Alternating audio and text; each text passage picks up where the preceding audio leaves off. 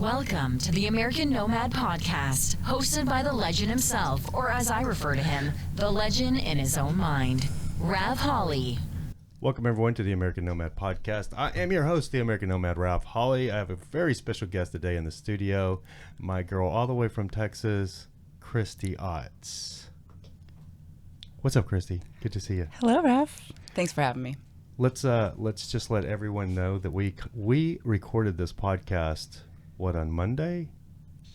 Tuesday. Correct. 2.5 hours. Yeah, it was a good one. It was a good one. And unfortunately, there was no sound. Grand finale fail by me on that one. Big time.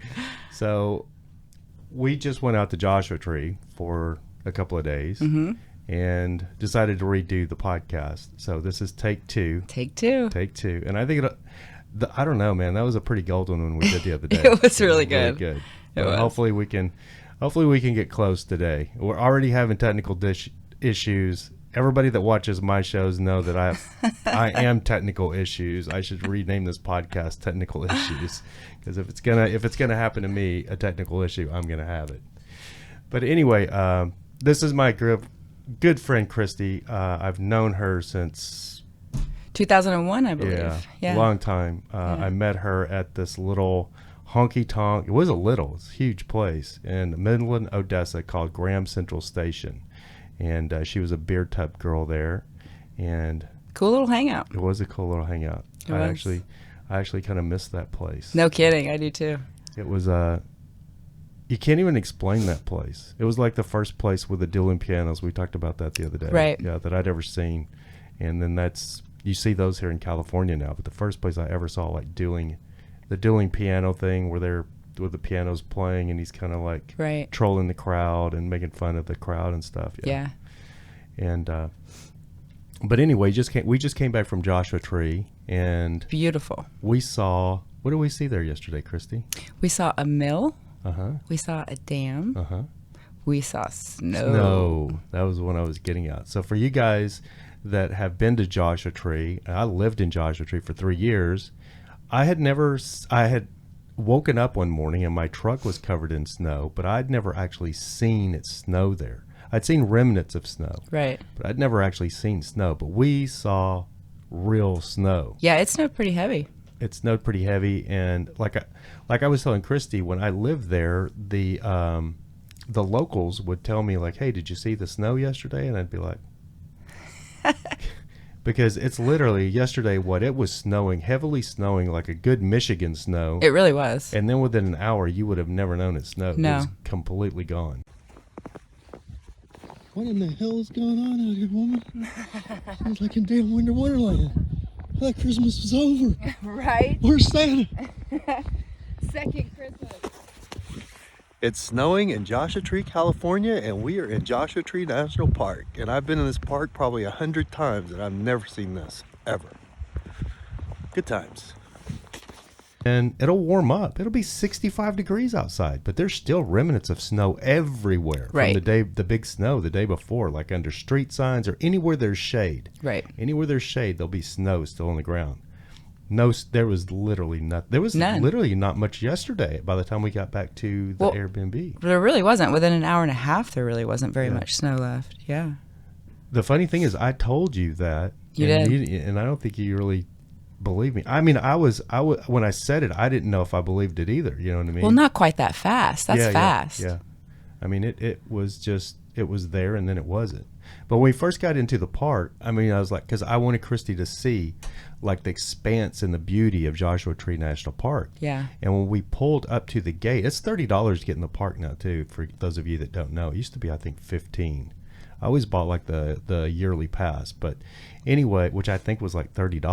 I don't know. Oh, really? Yeah. But when we pulled up to the park, it was heavily snowing, and there was it was almost like a marine layer. You couldn't see anything because of the cloudiness.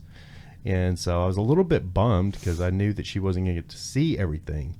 But I was like, you got to go into the park. You're here. We got to get you in the park. So we go in the park, and then it dawned on me because I was like, you know what, Kristi? I said, if it clears up or if it stops snowing here in 15 or 20 minutes, this will all clear up. I said, you'll see blue skies and you'll get to see something that nobody sees. Right. Just in pictures. I'd only experienced it in pictures because I've seen snow in the park, but only in pictures. Yeah. I mean, it's so cool.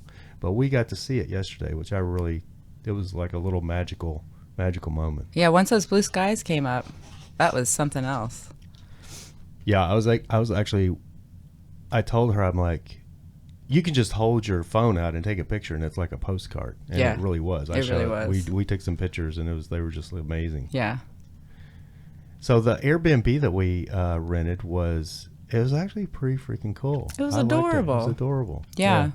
Yeah, it was just when I lived out there wasn't a whole lot of Airbnbs, but there are now, and they're really, really, really cool. Like the place we were at is like a throwback to the 70s? I would say Yeah, 70s. Yeah, the furniture, everything was decorated that way. Yeah, it had a record player. There was a record player. I really liked the record player. That was pretty cool. And I didn't write in and complain. I just told them that we were out. I guess I'll probably have to do a review. The only bummer thing is the TV didn't work. Yeah, we couldn't watch a movie. And everybody's going to be like, oh, my God, you're in Joshua Tree. You should be watching TV anyway. What the hell's wrong with you? That's why you go to Joshua Tree, so you can trip on shrooms and not watch TV. But it was cold. It was super cold last night. And we had planned on, like, going to, like, Joshua Tree Saloon and getting turned. Yeah. And I ended up, like, we were both spent. Well, we had been up the whole night before. Yeah, we'd been up the whole night before, so we literally just sat up and talked all night long, basically. Yeah. And swapping conversation. And then, so yesterday in the park, we were running around with literally no sleep. None. And I would be like in full conversation. I'd be telling Kristi a story. I was literally talking just to keep myself awake. And I'd be telling Kristi a story, and I'd be like, yeah, this one time over, like around, And then you'd fall asleep, and then they're gibberish. Yeah, I would keep talking. And I'd say, what? And I could hear it in my brain. You know what I mean? It was weird. I had like what is it? Narcolepsy? Like narcolepsy. Mid-sentence. I'd be out. And then we ended up going to the dam, which I'd lived in Joshua Tree for 3 years, and one of my deals is I always wanted to find the dam. And I went out there a couple of nights looking for it and never found it. So finally I was just kind of like, F it, I don't give a damn about the dam. And while I was asleep, she found it. Yep. She found it, so we ended up going to the dam, the Barker Dam, which I'd read all about it. I was telling her the history of it kind of because I knew about it, but I just never actually had been there because the place where it was, I thought it was the staging area for the rock climbers because I always see them out there getting their gear ready. Yeah. And the parking lot for the dam is actually, for where I thought the parking lot that's for going to the dam, I thought that was a rock climbing staging area because all the rock climber vans are always in that area. So you just had no interest to roll in there and check it out. Yeah, I'm like, I'm not a rock climber, not a rock climber, so why would I go in there, where they're staging their gear? Yeah. Every time I go by there, you see the van doors open and they got all their rigging out. And yeah, they did have a lot of that. In Did you see it yesterday? Okay, yeah. So that's why I never equated like, oh, that's the dam parking. Like they're just using it to get their stuff ready. So, but Joshua Tree. So the other thing is. Kristi's she's originally from like Pennsylvania, but she's lived in Midland, Odessa for many, many years. And I grew up not far from there in Lubbock, or right outside of Lubbock.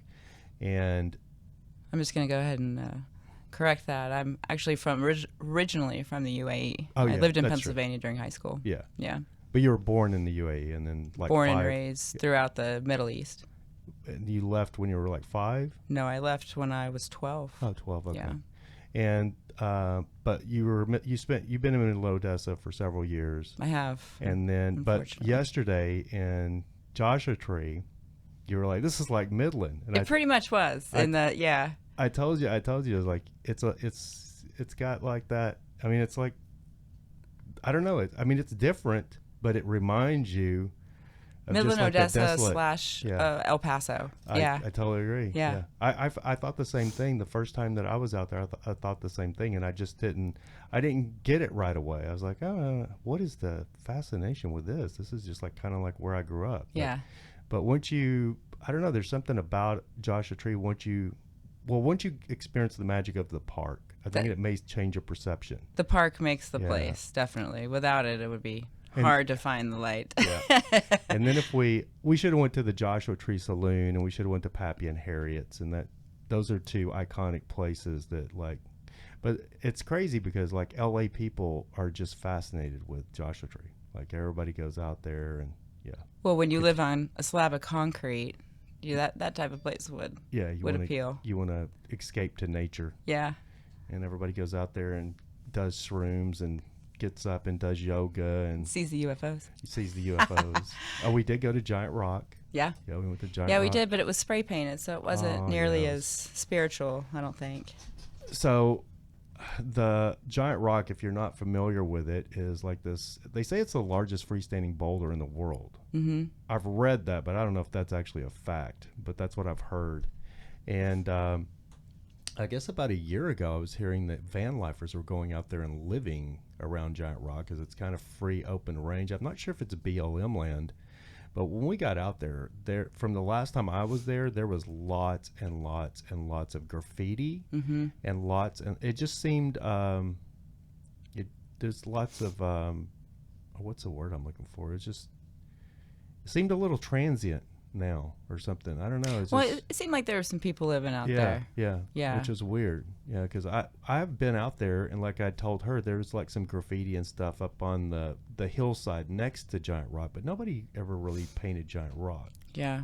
But it was A little trashy. It was really sad to see that. I was Yeah. really disappointed to see that. But you know, people are people. They're going to do whatever they want to do. It seems like. Well, I guess that's why people start needing tickets to get into places anymore, right? You make it for free and nobody out there to stand guard, and that kind of thing happens.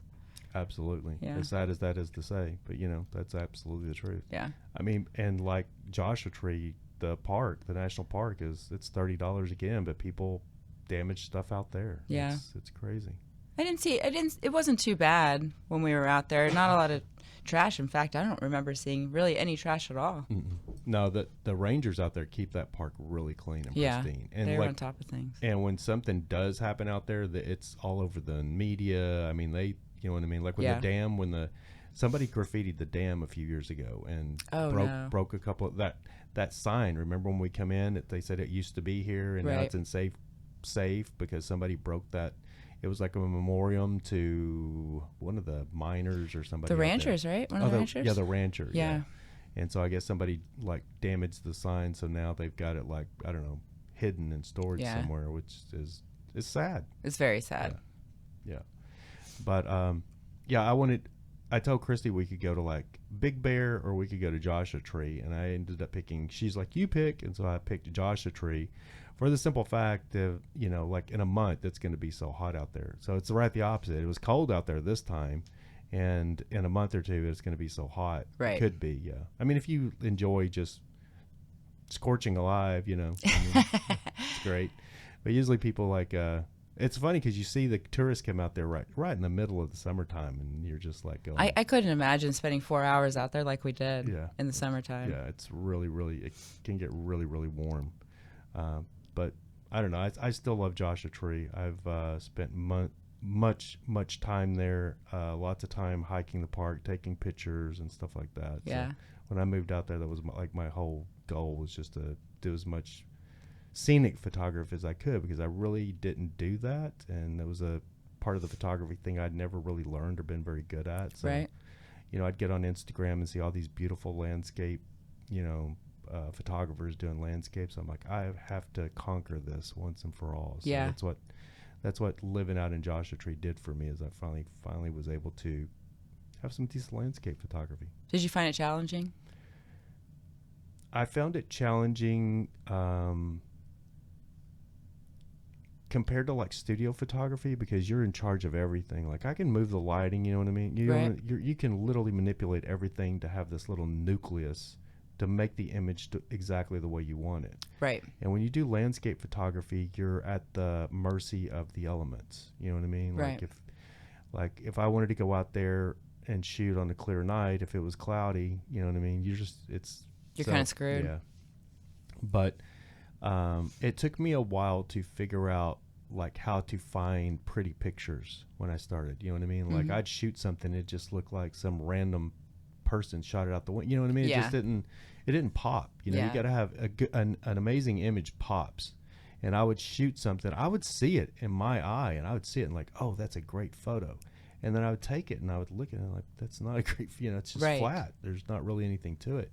What I seen in my eye didn't transfer over to the image I'd captured. Sure. Which is a lot of photography. I mean, that's what the magic of photography is being able to look at a photo or look at something and then take it and have it, what you see is real, but it's got to pop. You know what I mean? Yeah. Yeah. And, but once I figured out the night stuff and doing the night photography, it really took off from there. Yeah. But I did it right the opposite of all the other night photographers. Because if you get on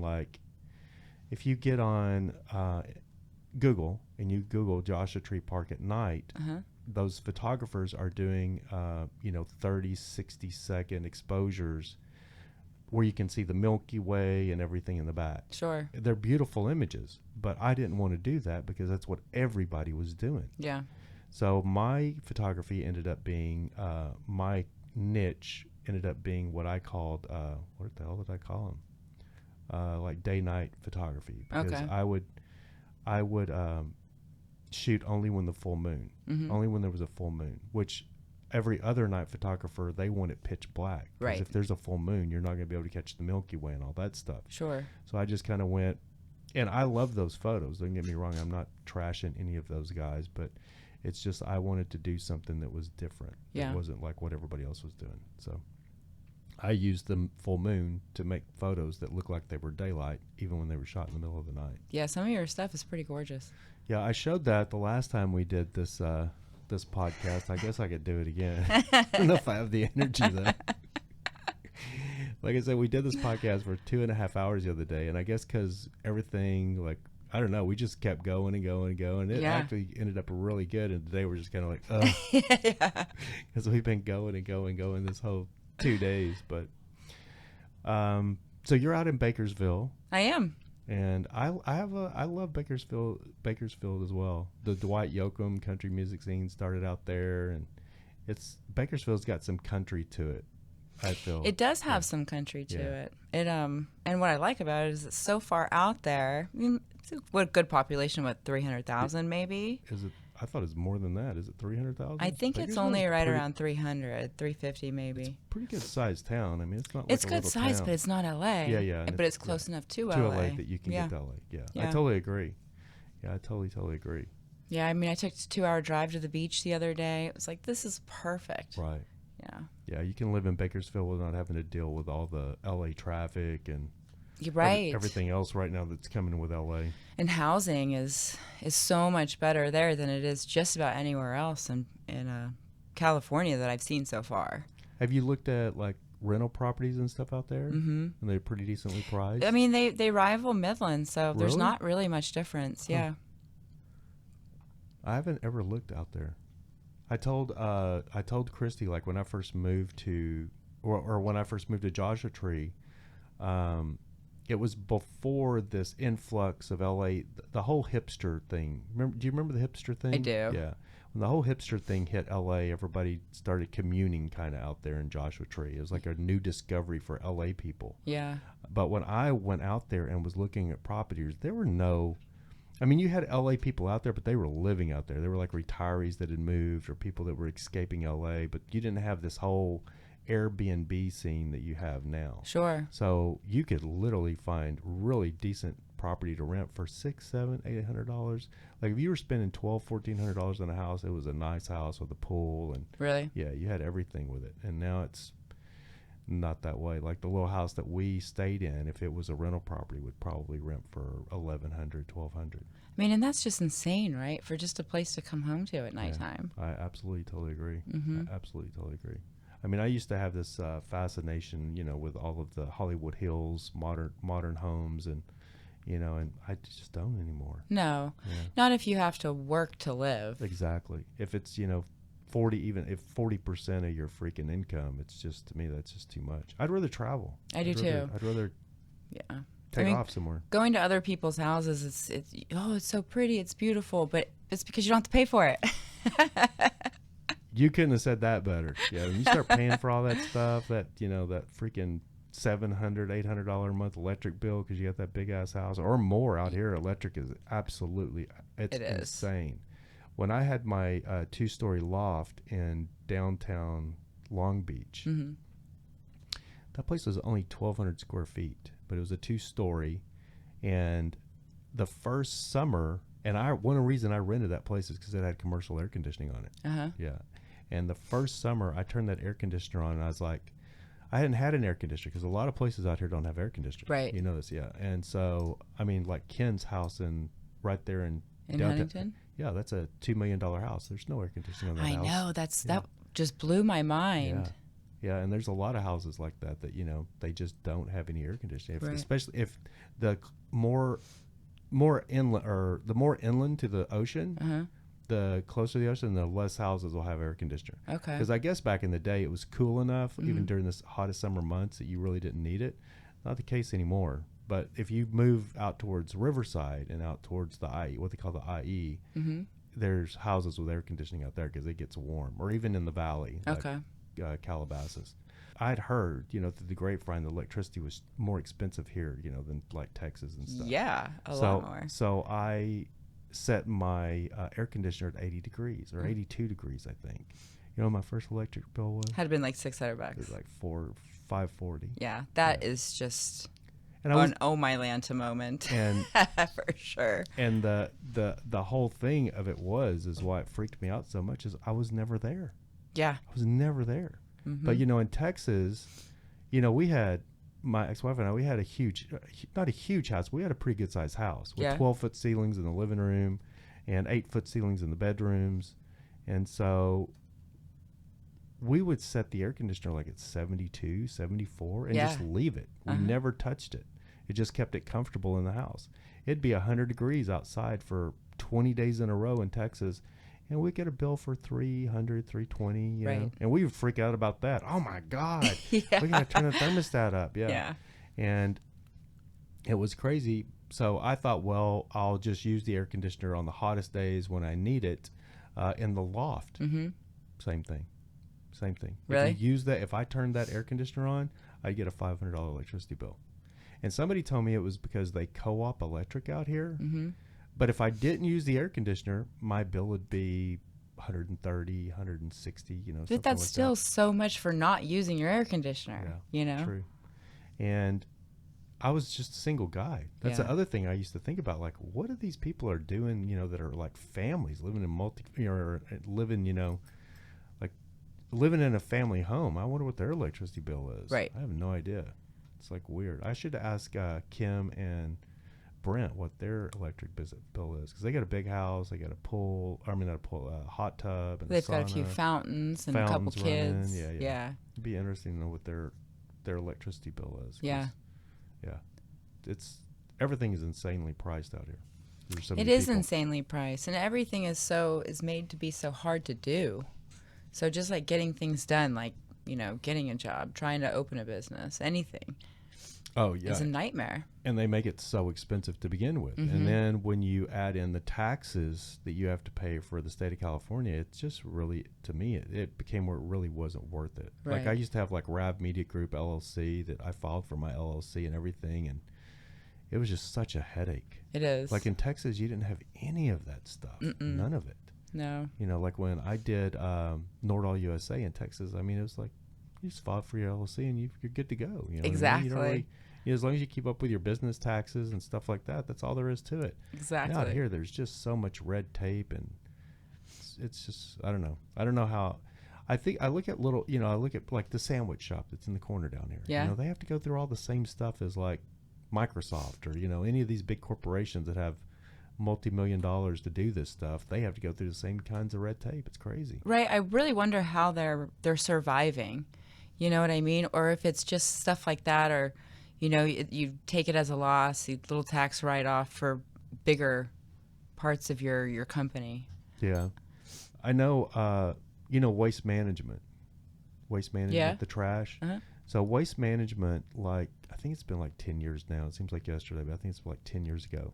They wanted to build like a big, or what do they call them, where they all take the trash, the landfill. Okay. They wanted to build a new landfill facility with a new waste management facility. Sure. Because California really needed it.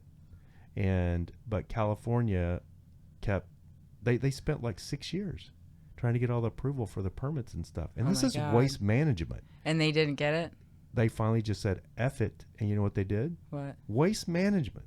They moved to Phoenix, put the facility in Phoenix, and within less than like 5 years, it's all done, up and running. You know what I mean? Yeah. It was running within like 2 or 3 years. Yeah. They built like this multi-100,000 square foot facility and everything that they were looking at doing here in California, they did it over there.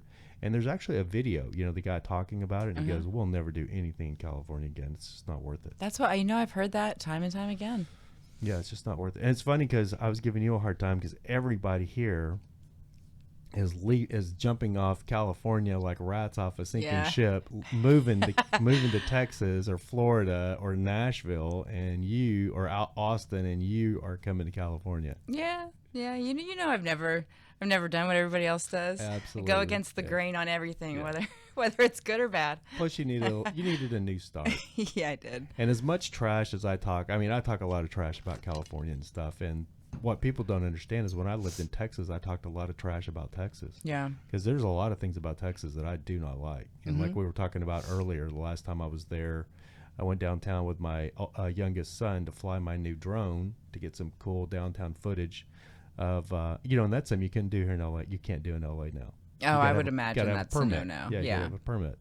But we went downtown Dallas to fly my new drone, and it was like 11:30 at night on a Friday or Saturday, and we're walking across from Deep Ellum to Reunion Tower because I knew a little parking lot over there where I wanted to get downtown and I wanted to get Reunion Tower. So, and just like buzzards, man, it's just like Dallas PD, DPD are just moving around and just literally pulling people over one after another. Yeah.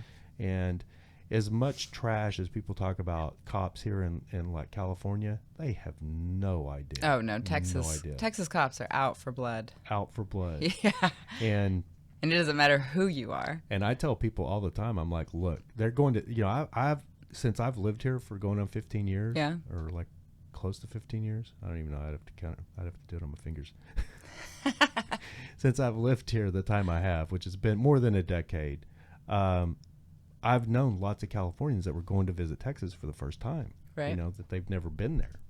And they would ask me like, hey, Rav, we're going to go to Houston for the week, or, we're going over there. Like, is there anything you can tell us? Like, what, is there anything? And I'd be like, let me give you one piece of advice. And that if they were driving, especially if they were driving into Texas or even going through Texas, like going to, I don't know, Florida or anywhere they're going, I would tell them, like, look, when you hit the Texas state line, you're going to start seeing these signs that say, don't mess with Texas. Don't think that's just a state motto. Yeah, they don't. mean that shit. Yeah, if you've got weed in the car, if you've got anything in you're going to go straight to jail. It's like Monopoly. You're not going to pass go. You're just going to go straight to jail. Right. I mean, they love incarcerating people in Texas for anything. If they can get you in their system, they'll get you in their system. Like here in California, we don't have any state income tax. Right. So my philosophy is that in Texas, they use that judicial system over there to make up a lot of the money. I know they have like you mentioned the other day, they have the lottery. The Texas Lotto, yeah. But I still feel like they use the judicial system over there to make up a lot of the money that they don't make because they don't have a state income tax. Absolutely, they do. Because they are so gung-ho about, once you're in the system, it's very difficult to get out of the system. Out of it. Yeah, exactly. And they like to keep you in the system. They do. And like I knew a guy that when he was 20 or 21 years old, good kid. Mm-hmm. Now he was a juvenile delinquent when he was a juvenile. He was literally a juvenile delinquent. Okay. So he had gotten in trouble in Texas, as a juvenile, and then when he turned 18, he was still getting in trouble. Yeah. You know what I mean? That whole kids. I was the same way. Kids in Texas. I don't know. It's Texas for sure. And then they get in the system, and they're in the system. So this kid had gotten in trouble, and I don't know, maybe he'd gotten caught for, I don't know what he did, but maybe he got caught like breaking in cars. You know, that's a big thing with teenagers in Texas and stuff. But he had gotten in trouble a couple times, and he went, and this has been a long time ago, so I'm just trying to remember, but he had went, and he had gotten in trouble, and he was on probation. But if he broke his probation, he would go to prison for like 5 years, because he had had one juvenile, or a couple of juvenile things, then he had had a couple of adult cases. So the second adult case, they put him on, I think it was 5 years probation. Sure. 5 years probation, yeah, or 2 years probation. I don't remember. 5 years probation. Anyway, long story short is he got his life together, got married, had a baby, doing great, full-time job, becoming a full-time, maybe he was 23, 24. I just don't, I remember he was really young. And he was doing everything any kid his age should be doing to be a good person, you know, a good person and a productive member of society. Well, him and his wife had a baby. The baby was 6 months, maybe 7 months old, and they hadn't been out one time since the baby had been born. And because the wife didn't want to leave the baby, you know what I mean? But finally the baby's like 6 months old, and the husband's like, the guy's like, let's go out this weekend, let's go do something. So they got her mom to watch the baby, and then they went out. They went to nice dinner, drinks, went to a movie, you know, just having a little couple night, you know what I mean? And on the way home, because I think they were living with his mom at the time, or maybe her mom, but they decided to get a little frisky.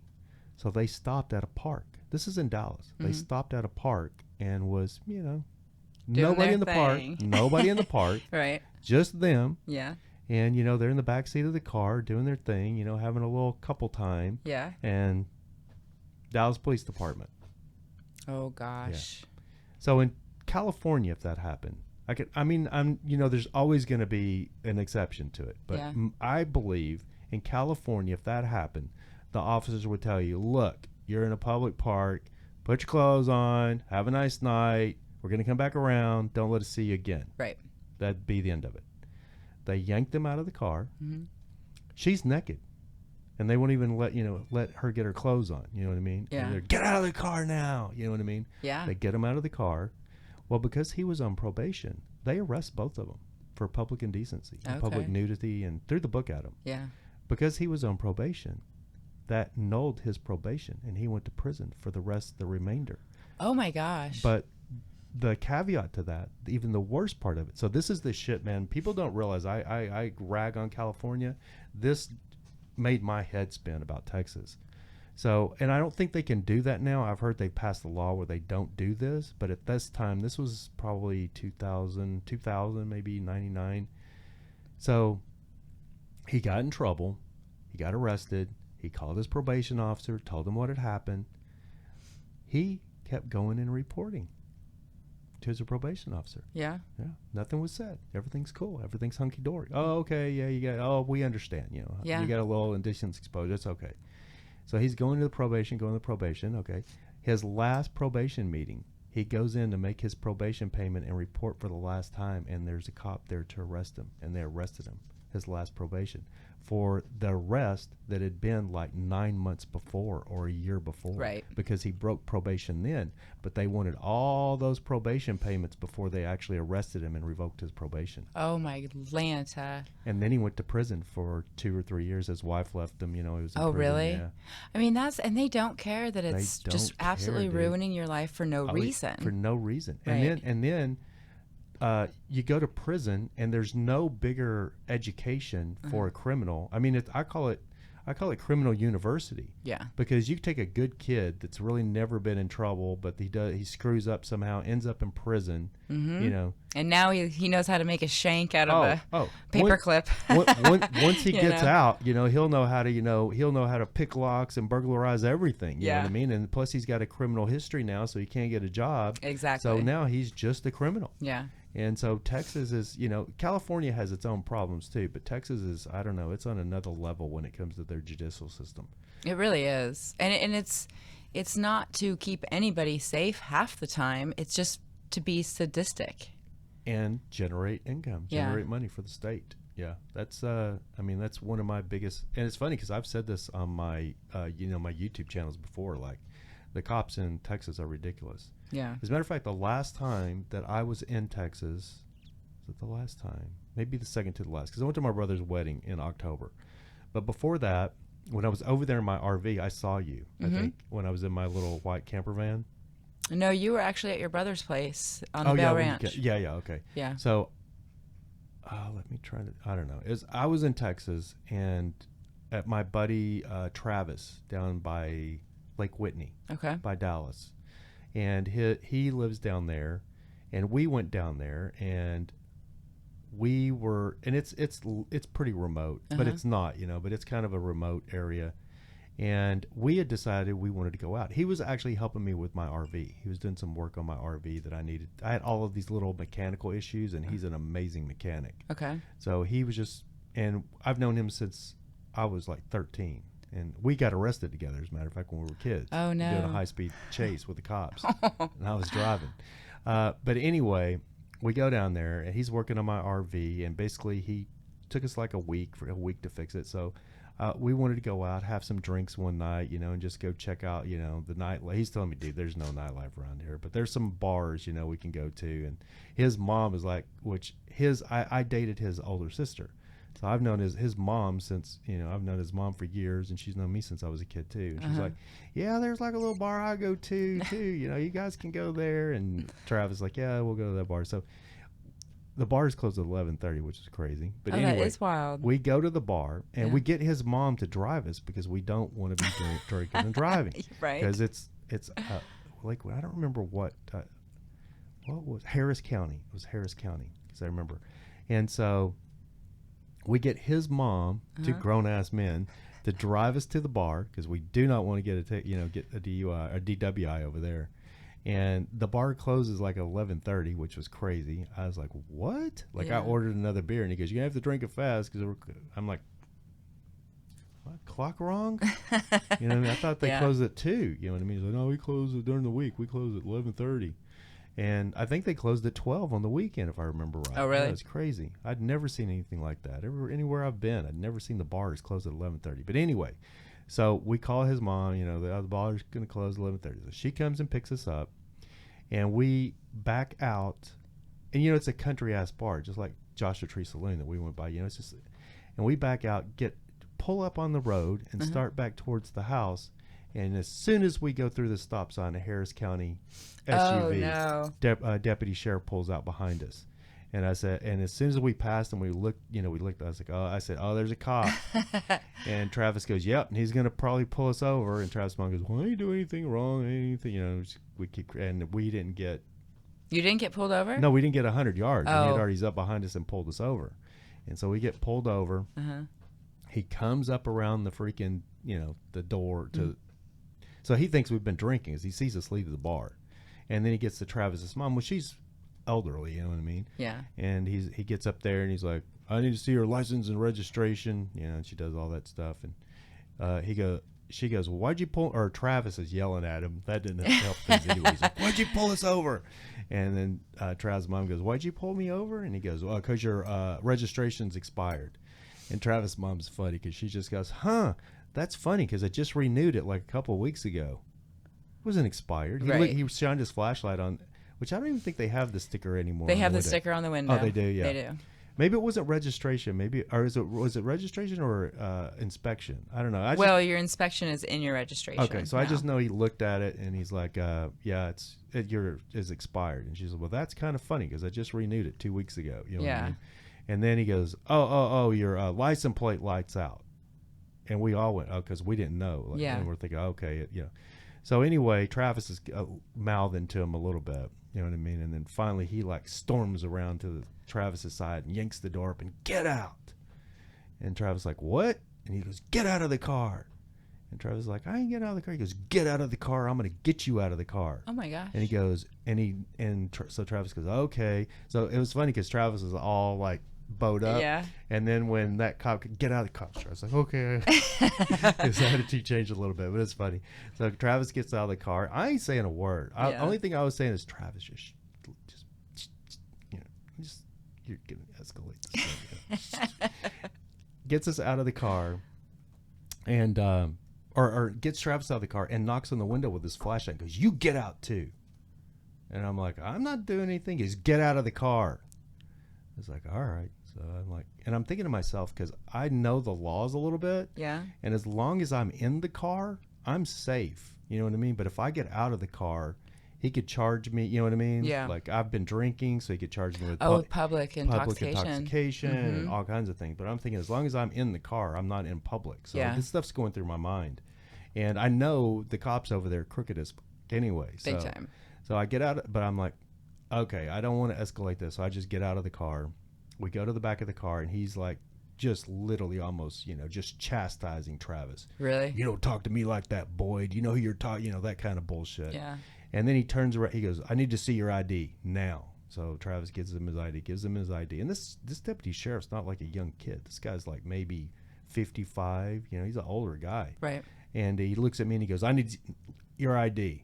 And I said, he looked at me. He goes, "Your ID." He gives me your ID. "I need your ID too." And I was like, "You need my ID?" And he goes, "Yeah, your ID now." And I was like, "I'm not driving. I'm in the back seat. I'm a passenger. Yeah. What do you need my ID for?" He goes, "Give me your ID now." And I was like, "You're not getting my ID ever." And then he goes, I said, "I'm in the back seat of this car. I'm not driving. Texas is not a stop and ID state. Right. Do you expect me of committing a crime? What crime did I commit?" I said, "I didn't even have to get out of the car. I'm just was trying to be cordial. Right. But if we're going to go there," and then Travis starts going, "Oh no, oh no," you know what I mean? And so it turned into like this standoff. I was going to say Mexican standoff, but I may be racist now. It turned into this standoff. Sure. Yeah. And so then here comes a city cop, and because he's just standing there, telling, "You're going to give me your ID." I'm like, "No, I'm not. Yeah. You're not getting my ID." I said, if you want to arrest me, if you expect me of committing a crime, arrest me. Yeah. But you're not getting my ID. And Travis didn't understand that. He's like, "Man, just give me your ID so we can get out of here, man. Come on." Yeah. Like, He thought y'all were going to jail. Yeah. He's like, this is getting a little intense. And Sure. I'm like, "Dude, I told him, you want to take me to jail, take me to jail, but you're not getting my ID." And I said, "I haven't done anything wrong. There's no reason for you to take my ID or for me to even show you my ID, because I don't have to show you my ID." Yeah. So it just turned into this big freaking deal. And he kept us there for like 40 minutes. Did he really? Yeah, just standing there. And then Travis was like, "Just give me your ID, dude. I got to pee so bad." You know what I mean? And I did too, but I was like, you know how I am. I was hard-headed. So I was like, he can either arrest me or fuck off. You know what I mean? Because he's not getting my ID. Yeah. So sure. And Travis did not know that. Travis thought, because the cop's mad now. So he's the sheriff. He's running back and forth to his squad car, calling like, "What do I do?" You know, trying to figure out if he can arrest me for some reason. You know what I mean? Like, what can I do here? And then the city cop's standing there, and I told the city cop's like, "What's going on?" And it's a young kid for the city cop, and I'm like, "He wants my ID and he's not getting it." And I say, and the cop goes, "Well, why don't you just give it to him, and then he'll let you guys go and you can get on down the road." And I'm like, "Dude, because you don't have to." I said, "I haven't done anything wrong. Yeah. There's no reason for him to even ask for. He should not even be asking me for my ID. I haven't broken any laws. I was a passenger in the back seat of a car." I said, "As a matter of fact, I shouldn't even had to got out because I wasn't doing anything. I didn't say a word. He just pulled me out of the car for no reason. Now he wants my ID. He's not getting my ID." Yeah. And the city cop literally goes, "I understand what you're doing. It's, I get it. Yeah, I understand." And, it's like, so I said, so he's, I said, "We're here. He's not going to get my ID tonight."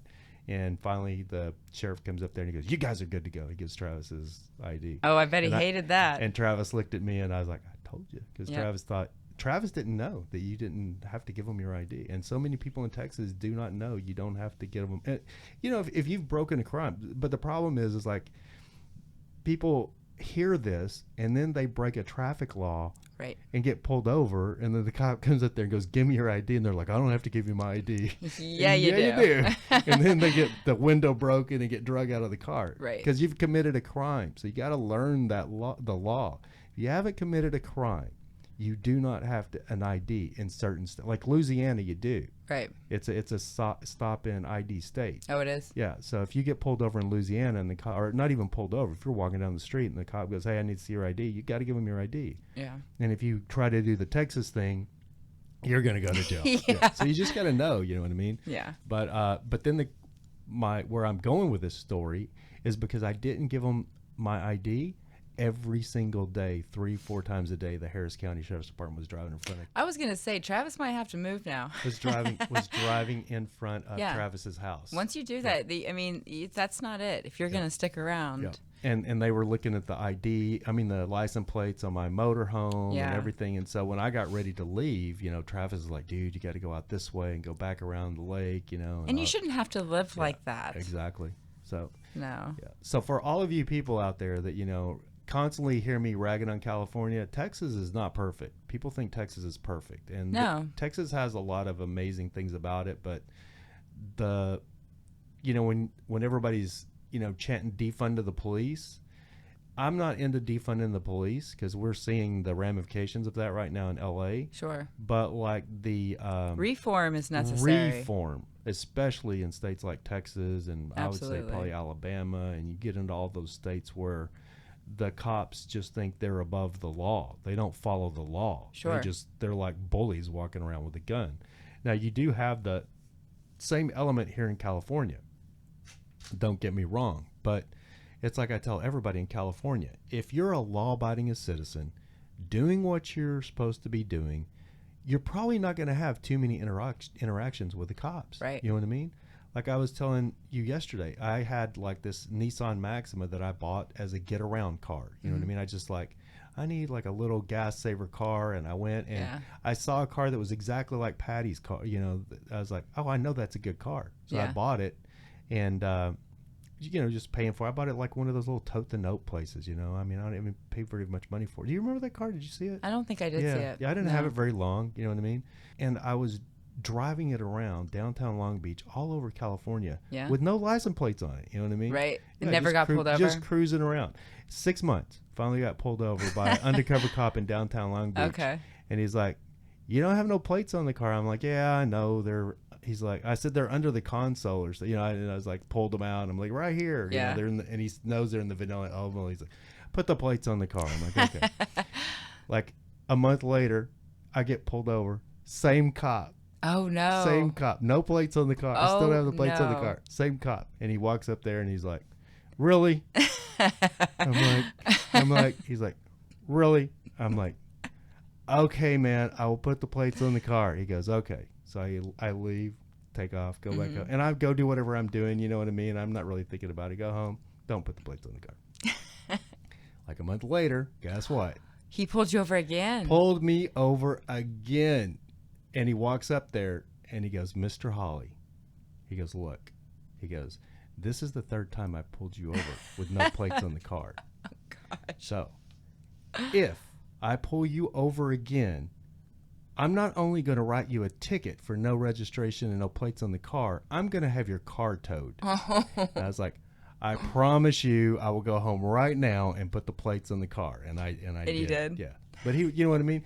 But the point of that story is you can't drive. You couldn't get out of your driveway. You back up out of your driveway. Woo! Yeah. With no plates on the car in Texas. I mean, they look for stuff like that. If they can pull you over for any reason. Yeah, and that's what they do is they look over. for any reason whatsoever to pull you over. Any reason.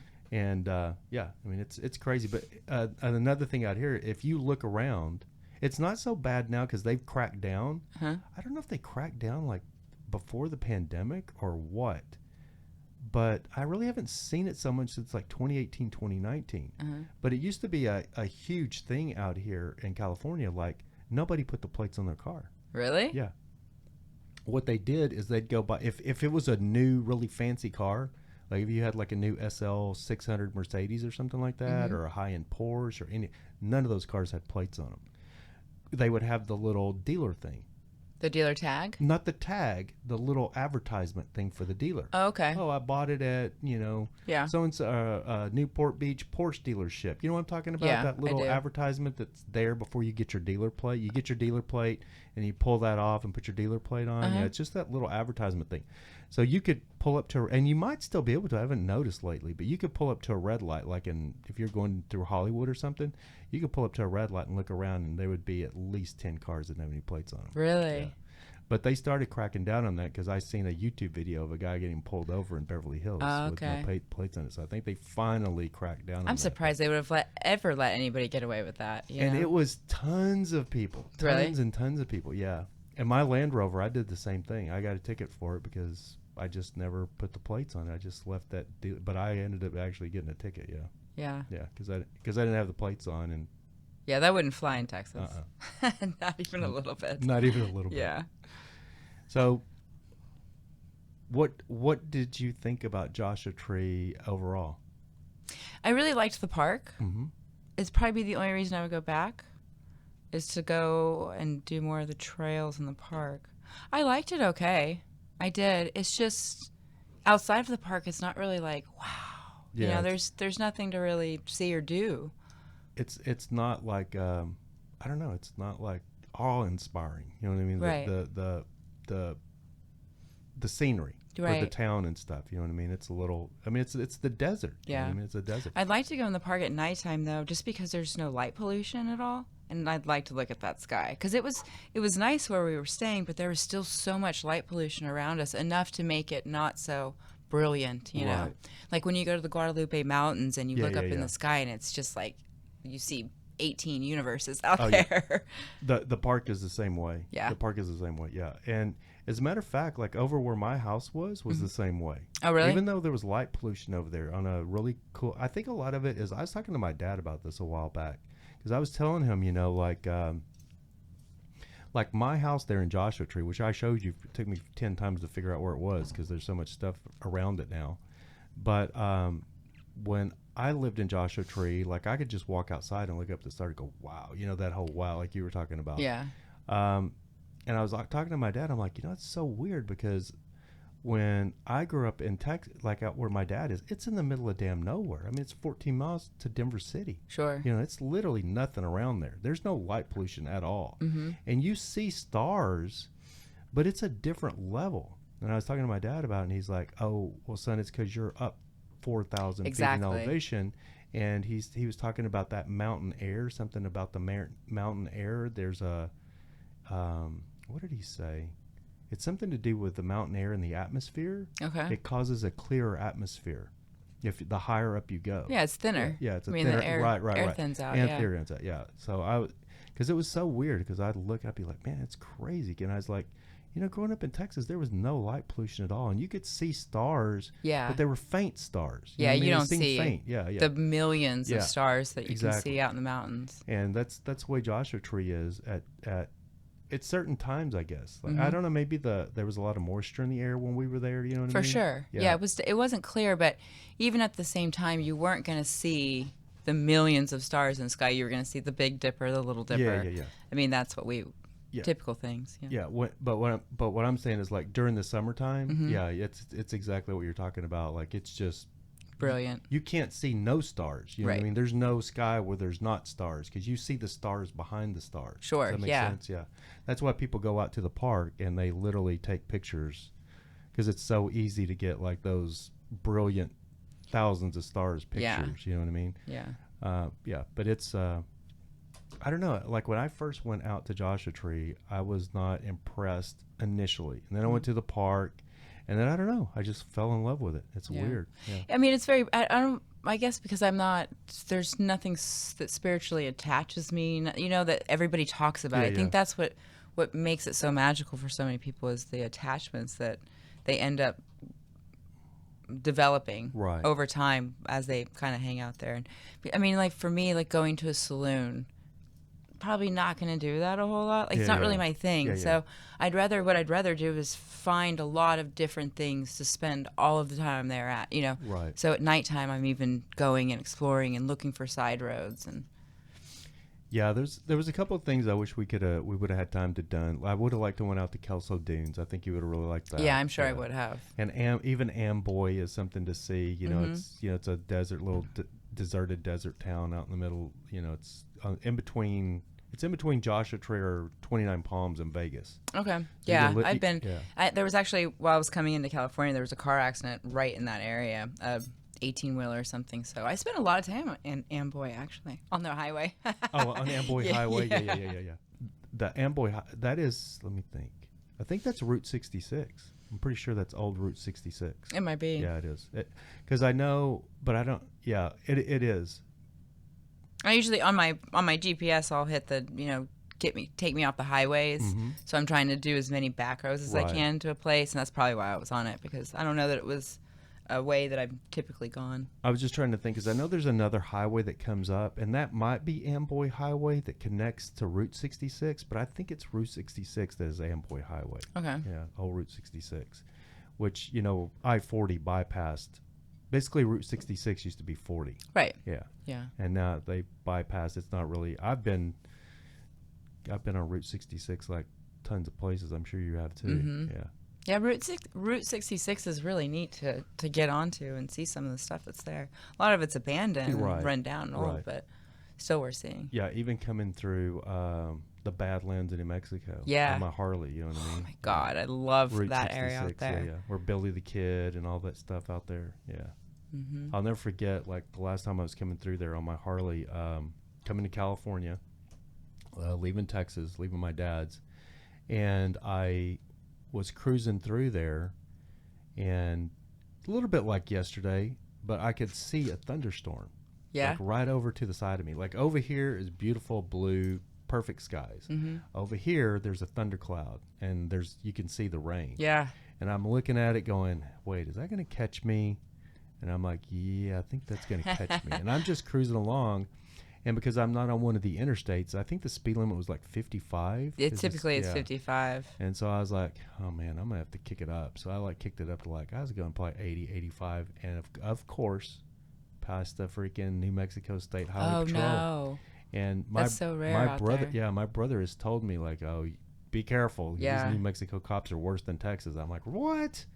He goes, they will pull you over if you're a mile over the speed limit. And he never even turned around. He just kept going. So I didn't know if you're on some back road, they probably do just leave you alone. Well, I think he realized what I was doing because I was getting dripped on. You know what I mean? And if I slowed down at all, I could feel the rain start picking up on my back. But if I kept it like at 80, 85, I was basically outrunning the storm. Right. That's what I was doing, just outrunning the storm. And then cruised on up to Santa Fe and spent like 5 days in Santa Fe, and it was a good time. Yeah. I'm less Santa Fe, more Taos person. Oh yeah, I love myself. Taos too. Yeah, I love Taos. I mean, Santa Fe is great, but I think it's a lot of the same people, a lot of the same type of areas like Joshua Tree. Yeah, They're true. They're very, very true. Yeah. I haven't been to Taos since, God, I don't know, years. I tell you, the last time, the scariest thing I've ever seen, and truly the scariest thing I've ever seen, was the last time I went to Taos. I took my children. My son, it was nighttime, we're coming in, and my son's sitting in the front seat beside me.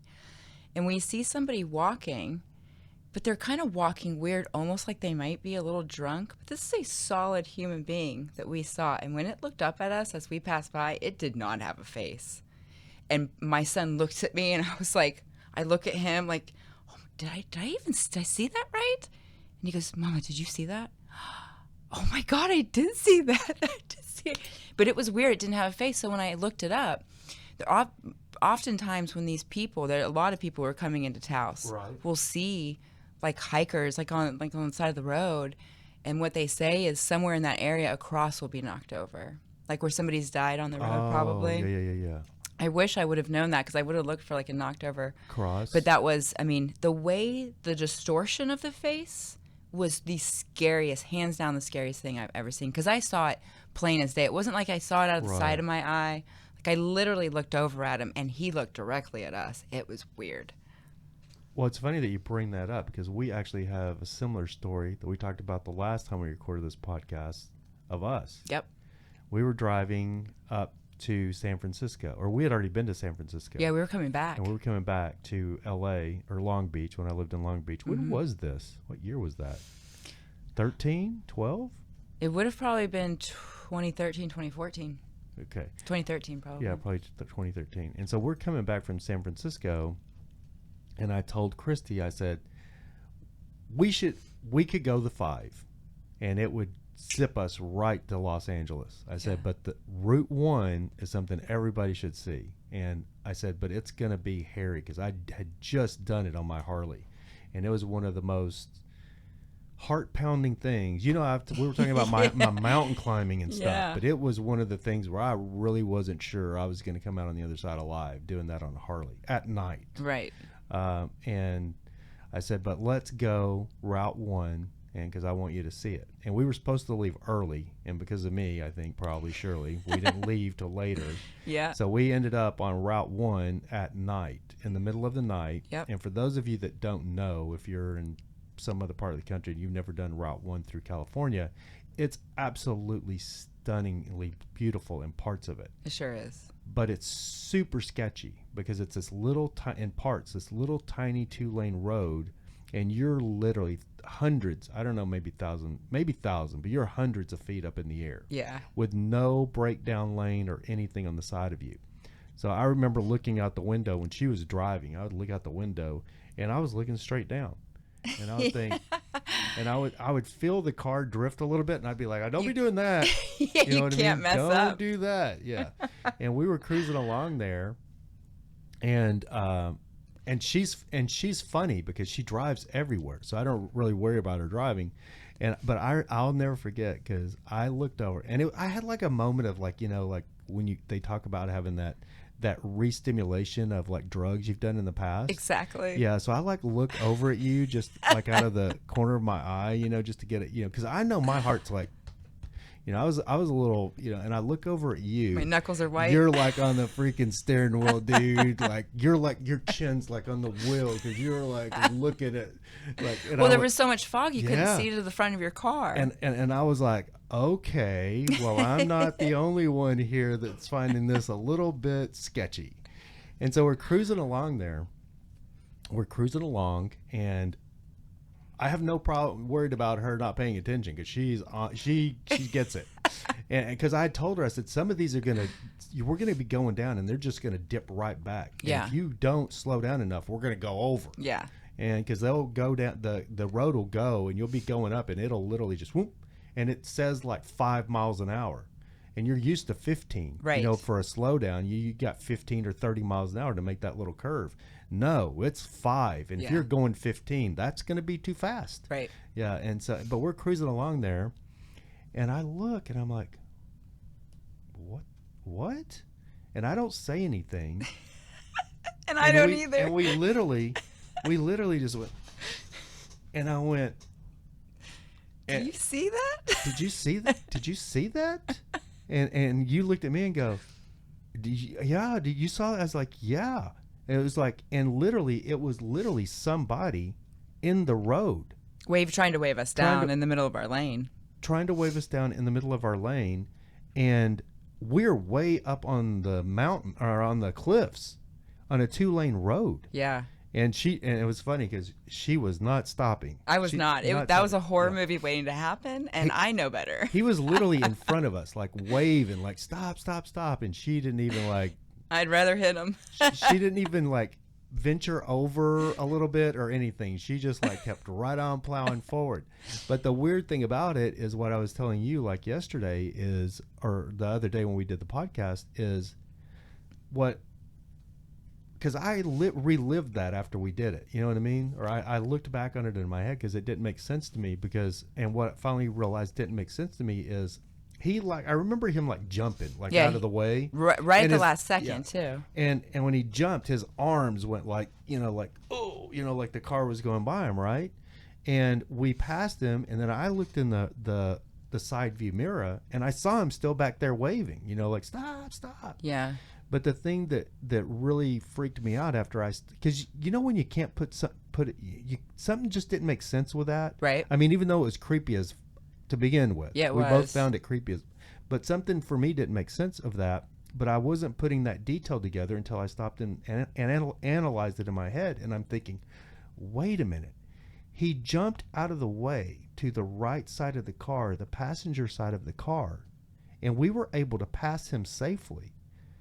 But there was nothing for him to stand on the right side of the car. Right. Ooh, I'm getting the chills because I just learned about this the other day, that you saw him in the rearview mirror waving In the at side us view mirror. still. He was still waving. Even if there was something on the side of that road, he didn't have time to get up and start waving, trying to wave us down from behind us. But he didn't fall.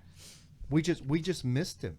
You know what I'm saying? No, Like, I know he I never jumped. saw him hit the ground, but I definitely saw him fly like Superman from the car, because it was like right at the last second. Then he got out of the way because I wasn't stopping. Yeah. I was like,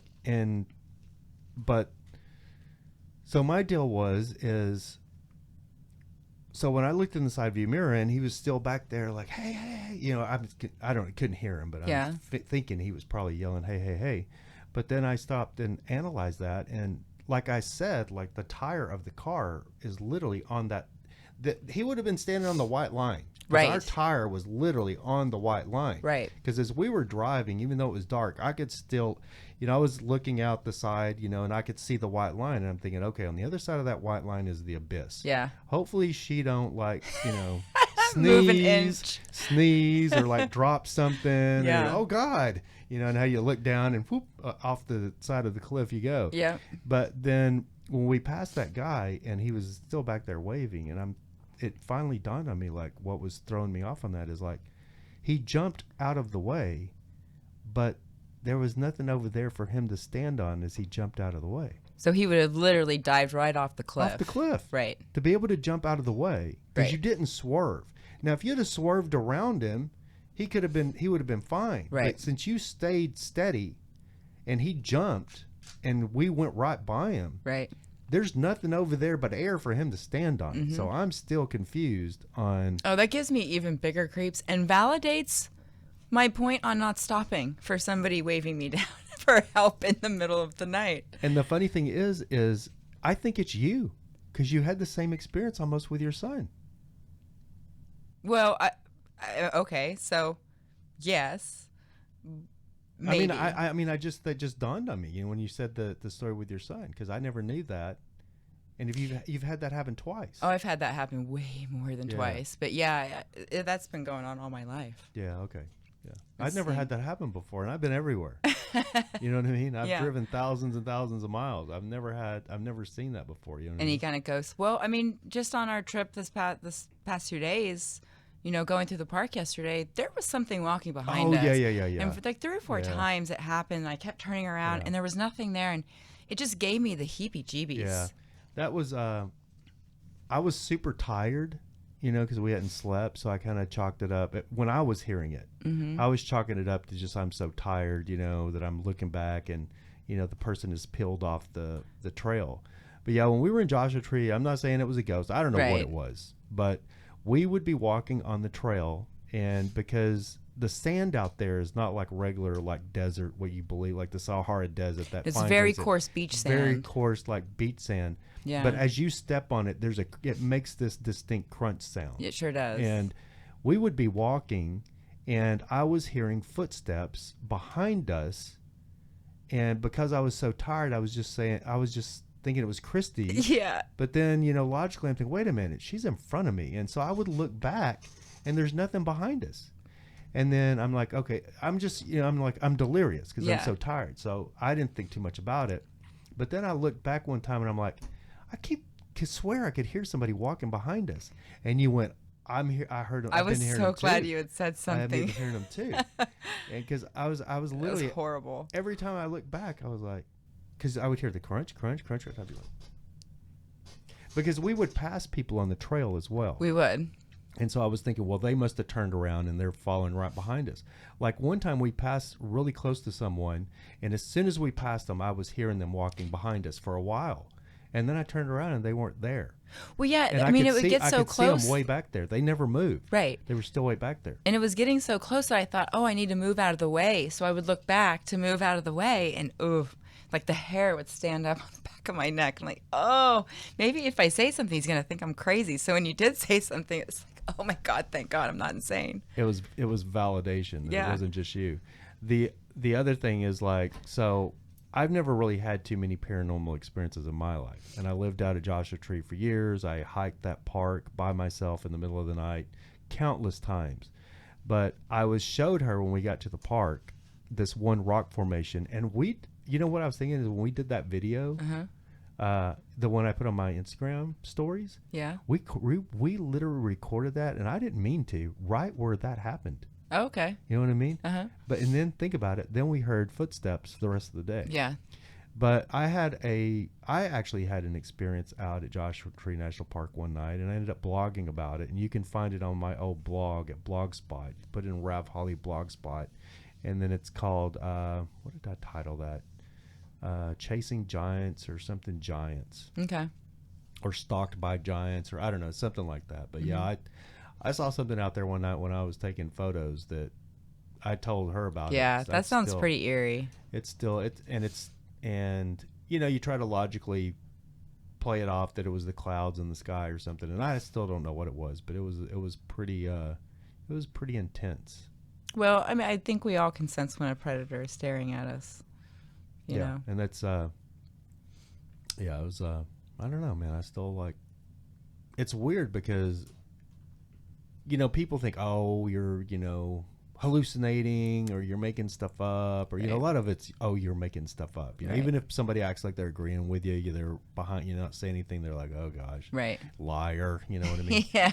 But with this thing, you know, like I talk about it. I don't really talk about it that too much, but like I sometimes still to this day at, you know, I mean, I'm not saying it's like regularly, but, you know, maybe once a year or once every 2 years or something, I'll literally stop and all of a sudden have like a 15-minute, like, think about that flashback. Like, what was that? You know what I mean? Like, what was I actually, what was, you know, like, what could that have been? Like, what was going on there? Yeah. You know what I mean? Like, was I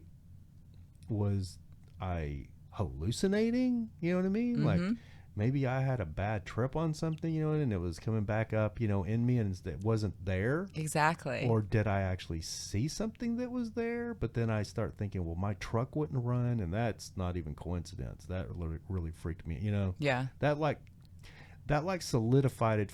Is that the right word? Yeah. It solidified it that I was experiencing something, you know, when that happened, because that's a movie. You know what I mean? That's a movie. Yeah. That's literally a movie. You know what I mean? And that's what I was thinking. But it was so weird because, I mean, in my subconscious, when it happened and my truck started kick, ching, ching, ching, ching, and it wouldn't go, I'm like, I'm in a movie. You know what I mean? I remember thinking that this is a fucking movie. Well, it's no longer what you may be perceiving. It's actually something that you can, you know, solidly see your truck is breaking down. Yeah. So it's not, you're not even questioning yourself at that point. And then I luckily was able to spin back around and just basically go right back to where I was, which you saw. You know, you turned in that first one, there was another drive right next. You saw that. Yeah. So I turned out of that first drive that we turned into and took off, and my truck started sputtering, and I was able to turn back in and just circle right back around where we, you know, like we were parked on the other side when we first got there. I was parked. I just went right back through there, like the people that were like the Illinois plate. Like, we're gonna play it. I was able to go back there and turn left, and as soon as I turned left, my truck is still barely running. But as soon as I got just a little ways, my truck kicked off, started running like a top. Yeah, no problem. That's pretty wild. No problem. Didn't have any problems like that since. They've never done that again. You know what I mean? Yeah. You know, I was thinking like, oh, okay, there's something going wrong. You know, I've got like a fuel pump issue or, you know, something. Fuel pump's on its last leg. Never done it again. Yeah. Yeah, that's a hard one to explain. Yeah, I still to this day, like, I still don't know what that was. You know, I don't know if I believe in you know what I mean? I don't know. But then I go back to that story and I'm like, there's definitely stuff. Whether it's ghosts or aliens, whatever it is, there's something is out there, and there may be many somethings. We just could never know until there's a way to actually measure it, you know? Yeah, like the whole missing 411 thing that we talked about as well. I'm a big fan of that. I've actually done a podcast episode that people get so angry because I used like a 411 and the title, it's not 411, but because people search for 411, my podcast episode comes up. Yeah. And they think they're getting a 411 video. Oh, how video. irritating. And it's not a 411 video. And they're like, you jerk. You just took 15 minutes of my life. What are you doing? This isn't 411. Stop using his name. You know, and people are like, he's talking about it. He's actually literally talking about the documentary. Yeah. You know, he's talking about it does pertain to it because he's literally telling you what about the documentary that you probably haven't seen. You know, but people get, you know what I mean? Yeah. At first I was like, oh no, you know what I mean? And I was like, oh well, you know, just. Well, there's a guy, Mr. Beast. Have you ever watched him? Yeah. And or McBallin or whatever. Mr. Ballin, Mr. Oh, Mr. Ballin. Yeah. It's not Mr. Beast. He's a little white guy, used to be like an old Marine, hat on backwards. He's got plaid shirts on. Well, he tells like little short stories about like the missing 411 and stuff, and he does it so well. Mr. Ballin, I think is what his name is. Mr. Ballin? I haven't seen that one. I'll have But to check it out. watching those videos played out, you know, the way he describes them, it's really good. Really good, but God, that is scary. That's crazy. You know, I've been in national parks for years by myself, and nothing like that has ever happened. Nothing has even come close to happening, but it does. There's so many times I've been out there, and it's like every hair on my body is standing straight at attention. You know, there's clearly something. I have too. Yeah. I've actually had those experiences, but I never saw anything. Right, I never have either. It's at that one time that I just talked about. But that was that's what intrigued me when I stumbled onto Missing 411, just because I'm a national park junkie, you know what I mean? And then even like the Joshua Tree thing, you know, hiking through Joshua Tree. And, you know, there was times I was out there in the middle of the night by myself, and I would think to myself, I'd have like a minute thinking, you know what, dude, if I disappeared out here, Nobody would ever know. Nobody would know. Right. You know what I mean? Because I would just get up and leave my house in the middle of the night and go to the park. You know what I mean? Yep.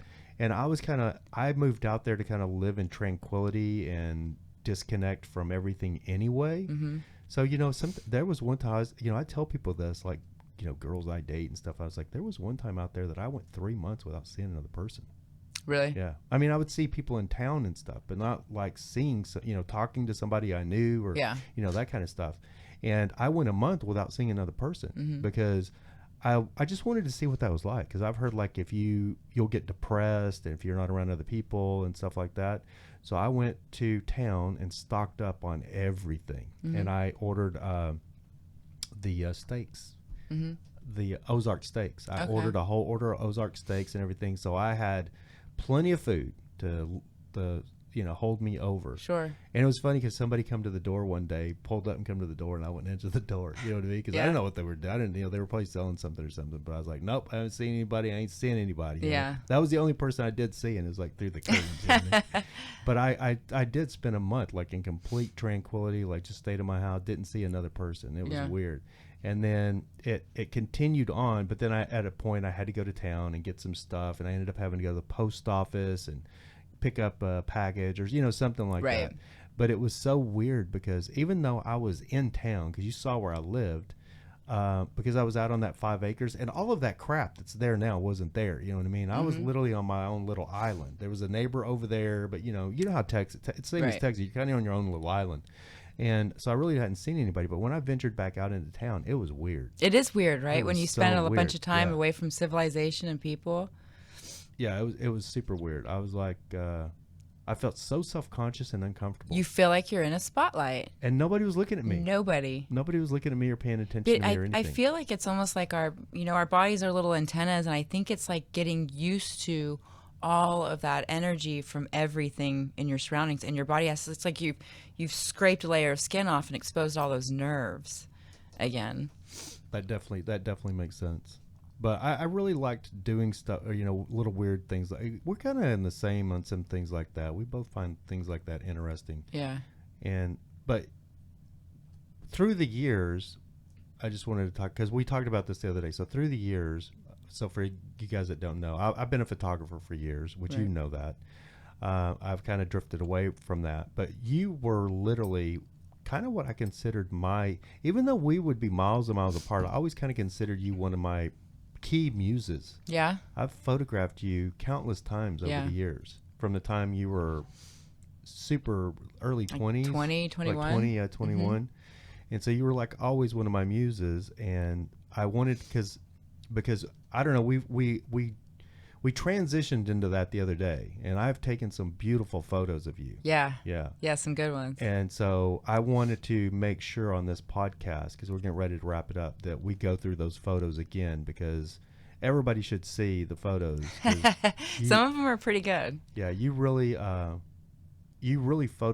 always photographed really, really well. Well, thank you. As a photographer, I mean, you really have to take that as a heavy compliment. I do. Because I do. I've photographed a lot. I have photographed a lot of beautiful women in my lifetime. Another thing I've found is I've had instances, not a whole lot of instances, but a few instances where the women that I was working with were absolutely just astonishing in beauty, in natural beauty. And you know what I found? They weren't very pretty on the inside? No, they didn't photograph well. Oh, really? Yeah, they didn't photograph But is that well. because they weren't pretty on the inside? I mean, I think I've there's a lot never of the inside that understood comes that. out. I've never understood that. I've always, like, it would really throw me for a loop, because I would be like, because it makes you question your own skills. You know what I mean? Yeah. You know what I mean? Like, I'm not getting what I want. You know what I mean? It's the same with the landscape thing. The pictures didn't pop. Not that they were bad pictures, Right. but for what this girl looks like, these photos are not even. I wouldn't even show them to anybody. You know what I mean? Yeah. They're not doing this justice. Now, is this my lack of skill? Because I'm not getting. But and then other girls just photograph amazingly. It's I don't know what it is. I've never. There's an old saying. That you're photogenic. And, right. And that is absolutely true. Yeah. Some people are photogenic and some people are just not photogenic. I totally agree with that. Yeah. Yeah. I know a person that is in, that was in my family, distant family, and they're absolutely stunning, but you see them in photographs and they just look plain. You know what I mean? Well, and I mean, I've seen some people that are really not stunning in any way, shape, or form, but they have such great personalities. And it's weird because it comes out in those photos and they're beautiful. They're so appealing to look at in a picture. That actually could, have a lot of validity. That actually could have a lot to do with it. Yeah. I actually agree with that totally. It kind of goes back to like, I was telling you yesterday about the natives. You know what I mean? Yeah. Like if there's an old native. I don't know. Would you call it a wise tale, or would you call it like a folklore? Folklore, yeah. So there's a whole thing with natives that like if you've seen a couple, you see a beautiful couple, but their kids are like not the best looking kids. Yeah. Let's just say that they don't match the parents kind of thing. You know what I mean? So there's or they have one beautiful one and then one that. Yeah. So there's a thing that it's an old native folklore that the more in love the couple is the better looking the child would be. So like a lot of couples, their first child will be the best looking of the bunch. I mean, there's always exceptions. Yeah. You know what I mean? Or maybe, they were getting along, the first child was born and then all of a sudden they bonded, they've emotionally healed and now they're really in love and the second kid is born and just gorgeous kid. Exactly. It's just so the folklore is the more in love the couple is at the time of conception is the better, as that affects the beauty of the child. Yeah. The physical beauty of the child. Right. They might be a little shit on the inside, you know what I mean, or whatever, but the physical beauty of the child, which I just always found that interesting. And then like I don't even know if that's true. You know what I mean? But the funny thing is it correlates. When I see a couple, I automatically go, oh yeah, I know what's going on there. You know what I mean? I know what's going on I know there. what's going on. I know what happened. You know what I mean? Yeah. I get it. And I know, like I was telling you, I'm not going to say what I said, because some people might hear that, you know what I mean? Yeah. But I know people that they had a child. And that child was like, woo, and then had another child, and very good looking child, but not as good looking as the first child. And then the third one was like, eesh. What's going on there? Yeah.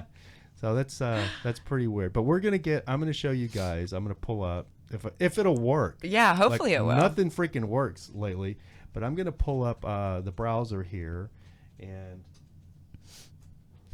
we're going to look at some photos, if it'll work, that I've taken of Kristi over the years. Where did I find they were on my website, right? They were. Go to galleries. And then I was sitting here the other day going, I know you would be on here. Where are you? And I'm right there. My feelings were about to be hurt. Oh my God, I can't see you again. There you are. Okay. And these photos, folks, they range from, what is this, probably 15 years? I would say so. Yeah. Yeah.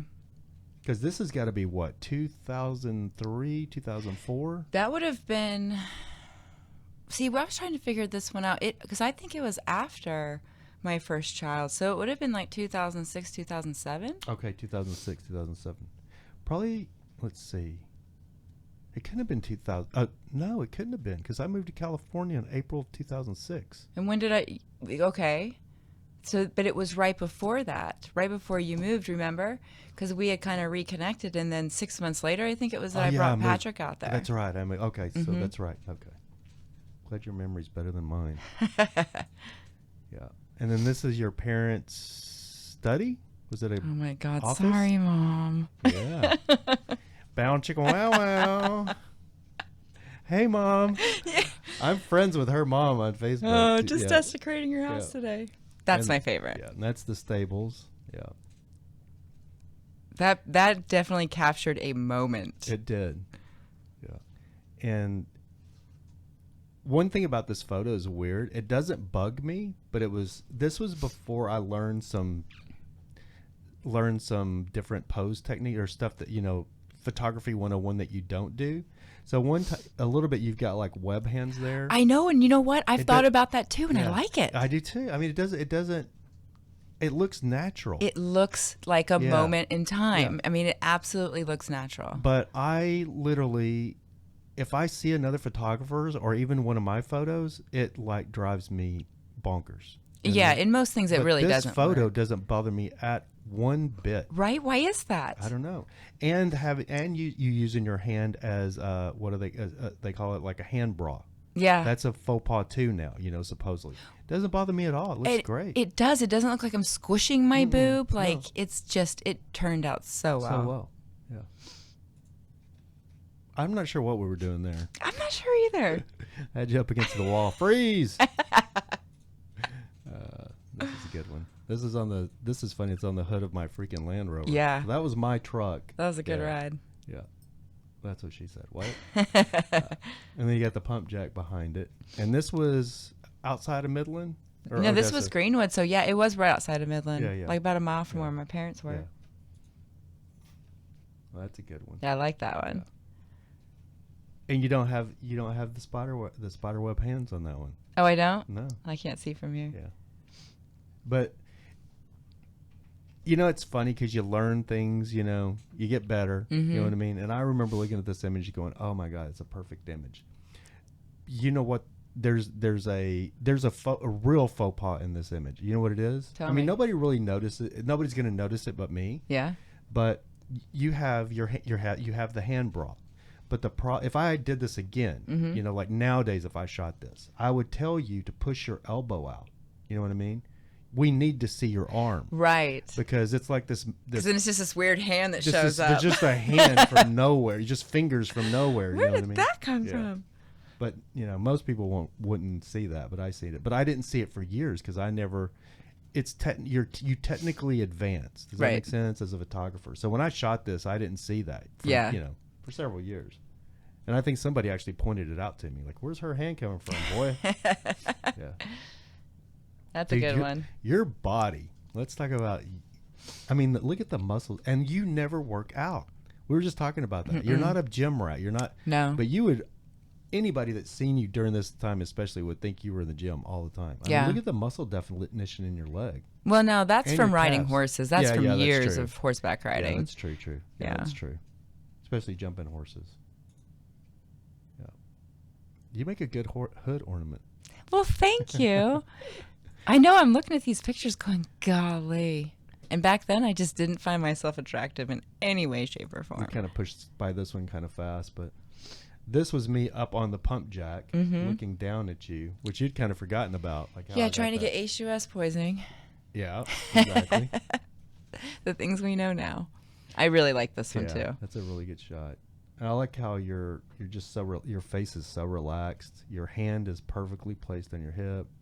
Your feet are perfect. Mm-hmm. Yeah, it's just that's what that's why I always loved working with you, is because you really modeled naturally. Yeah. You know what I mean? Yeah. I mean, I work with models that are models that Yeah. do modeling for a living, and they still have a hard time naturally posing. Really? Yeah. You know, the pose to look good in a photograph has to be natural, even when Yes. it's not natural. Exactly. Like, there's certain poses that I put models into, and they're just like, what? Because they can feel how distorted their body feels, and they're like, Then the uncomfort comes out on their face. yeah, and they have this look in their face, like, what is he? You know, what is this? You know, what is he doing? And I'll tell them, look, you're still not doing it right. Yeah. But when you feel most uncomfortable, you've got the pose. So just hold that, and and just look. Just be confident in the fact that exactly, you look good. Exactly. Yeah. But I really never. You made my job easy, which is how modeling is supposed to go. People don't understand that. Like, if you're a high-end fashion model, I'm a photographer, I should just be giving you just some little subtle turn to Right. let's turn to the left, and you're just hitting the poses. Well, Yeah. I'm just giving you, like, okay, turn back to the left now, or turn back around the other way. Okay, let's do some squat shots, but you're supposed to know those poses. That's Yeah. what a professional model is. Most don't. Unless they're like, you know what I mean, a really working Yeah, model. been doing it for a Yeah, while. Yeah, they know. And there's your horse. There's my teddy. You still have I don't have him. He actually Okay. got kicked in the leg by my mom's new horse. We had to put him down. Put him down. Oh no, broke his leg in half. good looking sorrel horse. Oh, broke he really his leg was. in half. Yeah, broke Holy his leg in shit. half. They can fix that nowadays, though, right? With a splint and stuff. Well- that big blow up cast that they use for horses. Not quite where they could if you had the money to buy the sling Oh, and yeah, stick yeah. him in a sling, and Yeah. it would take years. Yeah. And then these shots. This is a whole different photo shoot. This is in Yeah, Dallas. this is in Dallas. This is in Dallas. Was this one after or before the other one? I believe this was before. Okay. And I don't even remember where we were. You said you kind of remember where we were on this. I remember they weren't canals, but it was like a big water ditch, concrete water ditch. Didn't we just see it? Didn't I just see it driving down the road, though? Or did we specifically go to this location? I don't 'Cause know it. remember. I don't either. Yeah, see, I'm clearly cold or something, but there's something wrong with my face in this one. Oh, yeah. I got it. Or probably because you didn't want to be totally butt naked. And I In the talked middle you, of Dallas. And I told you I talked you out of your clothes. All right, we're back to the beginning. But anyway, I wanted people to see those images because you're literally have always been one of my favorite go-to models to work with. Well, thank you for Yeah. saying that, because you've definitely been one of my favorite Yeah. photographers. Yeah, I always knew I love to shoot new models. Mm-hmm. You know what I mean? I love to get a chance to work with new models, but the great thing about shooting with models that you know that you're going to get, you know what I mean? Yeah. It's just to be able, it puts you, well, you got like not apprehension. What's the word I'm looking for? Well, it makes it fun again. Yeah, it makes it fun again. Yeah. But you're always going to have you're not going to get good photos. You know what I mean? You always, Right. you're not. You get worried. Yeah, you're confident that you're going to get photos, but it's just, I don't know how to explain it. You have models that you're already comfortable with. You know what I mean? And when you're super comfortable, then you don't have to worry about anything else but the art, Right. what you're creating. Right. And when you and I work together, creating photos, you know what I mean? I do know what you mean. Even when you're butt ass naked, it's about the art. Yeah. You know what I mean? It completely takes the pressure off. That's what it's kind of like, the doctor, or the gynecologist Yeah. relationship. Yeah. You're not subconscious because we are literally on the same page Yeah. of creating art. Right. Yeah. And that's what I always, and I have a couple other models that are like that, but you were the first. You were always the first. Well, and, Yeah. we were way before that. We were past the point of where I was afraid if I didn't look perfectly attractive in a certain something in a certain second, you would judge me. And I think you were kind of, not so, if you didn't get anything great, I wasn't going to judge you. And that just completely alleviates the pressure. Absolutely. And your camera died, so that's going to be, Oh, no. that is going to be our, oh my gosh, did they all die? There we go. We have one. My camera's working. That one's not. Oh, I forgot to plug them in. That makes sense. None of them are plugged in. They all died at the same time. Really? How crazy is that? That is crazy. Yeah. All right. Well, that's actually a good thing because we're like an hour and 35 minutes. So that's perfect. Are we really? Yeah. Because the other one was 2 hours and 35 Yeah. minutes. This is actually better. Yeah. An hour and 35 minutes. So anyway, thank you so much, Kristi, for coming in. Thanks so much for having me Thank here. you so much for going to Joshua Tree with me. I absolutely had an amazing time. I really did too. Yeah, it was that so was good. So good to connect with you. Yes, it was, and connect on an even deeper level of our friendship than I think we ever have before. I absolutely agree. Yeah. 100%. And I'm always rooting for you. Both of us have kind of had like a rough time the last couple of years. So, We sure have. I'm always in your corner and always rooting for you. And So I'm always praying for you, baby. thank you so much. Thank you guys so much for tuning in to the American Nomad podcast. Again, my girl, Kristi Otts. Thank you so much. I know you're kind of, I don't know what, like I didn't tag you in my Instagram stories because you kind of try to stay cognito these days. Do you want me to put your Instagram or Yeah, anything? stick my Instagram Okay, on there. That'd be fun. Okay, we'll do.